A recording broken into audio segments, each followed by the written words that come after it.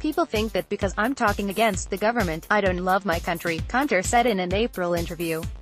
I love my flag. I love my country. I love my people. My problem is not with my country or my flag or the Turkish people. My problem is the regime right now. Kanter's Knicks play the Washington Wizards in London on Thursday, Friday AEDT, but Kanter did not accompany the team overseas, saying he feared arrest or assassination plot by Turkish agents.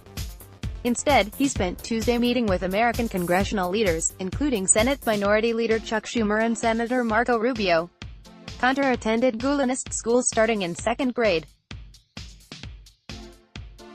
The cleric sponsors schools around the world.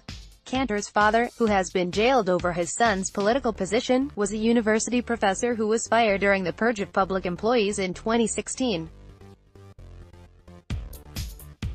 His sister is in medical school and his two younger brothers play college and high school basketball in the United States. He tries to see Gulen at his compound in Saylorsburg, Pennsylvania, most off days, he said in the April interview. He calls himself the cleric's adopted son, since communicating with his biological family or friends in Turkey would put them in danger, he said. But Kanter only became active in the Gulenist movement in 2013, after a government corruption probe implicated Erdogan, then the prime minister, who blamed Gulen for directing an international conspiracy to weaken Turkey. The government began targeting Gulenist schools and teachers. I've been in these schools, I've been in this movement for a long time, Kanter said. I know these people and I know these people are innocent. They're just trying to do the right thing. The 211 centimeters big man has represented Utah, Oklahoma City and New York in his NBA career. Credit.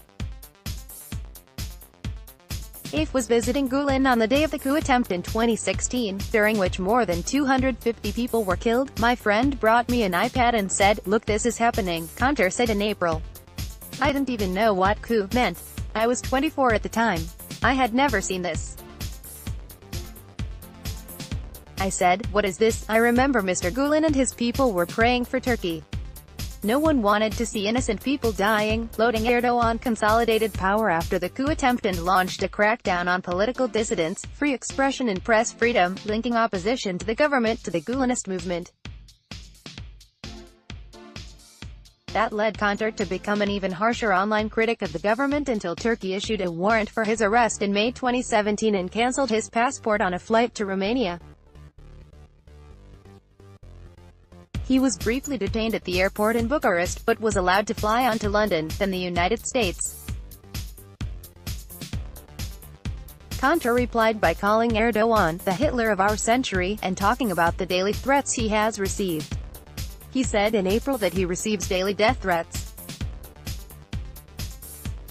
In an opinion piece published in the Washington Post this week, Kanter wrote that Erdogan is wrecking Turkey, and that people have been killed, thousands are unjustly imprisoned and countless lives have been ruined. Erdogan is a strong man, and I knew there would be a backlash for the things I've said about him and the Turkish government, but I didn't know it would be like this, he wrote. I received many death threats.